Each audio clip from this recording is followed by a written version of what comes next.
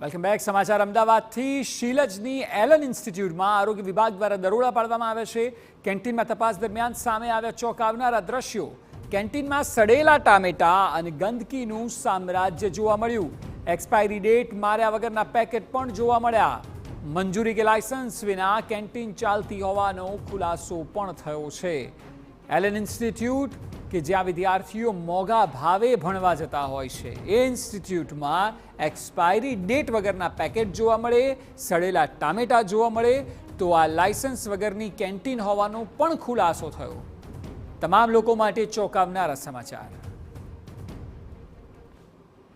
અમદાવાદમાં દિવસે દિવસે હોસ્ટેલનો રાફડો ફાટ્યો છે, ત્યારે શીલજ વિસ્તારમાં આવેલી હોસ્ટેલમાં હેલ્થ વિભાગની ટીમ દ્વારા ચેકિંગ હાથ ધરવામાં આવ્યું છે.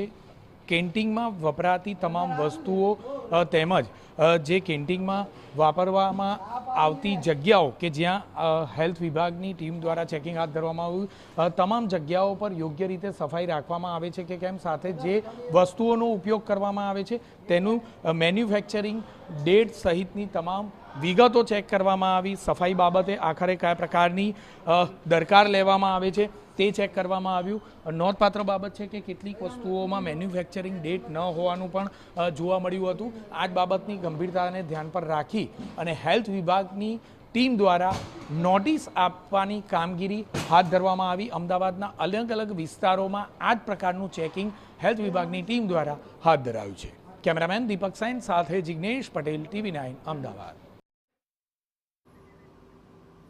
તો એલન ઇન્સ્ટિટ્યૂટમાં ચોંકાવનારા દ્રશ્યો સામે આવ્યા. કેન્ટીનમાં જ્યારે આરોગ્ય વિભાગની ટીમ પહોંચી ત્યારે અનેક પ્રકારે બેદરકારી કે જેમાં સડેલા ટામેટા, એક્સપાયરી ડેટ વગરનો માલ સામાન વાપરવામાં આવતો જોવા મળ્યો.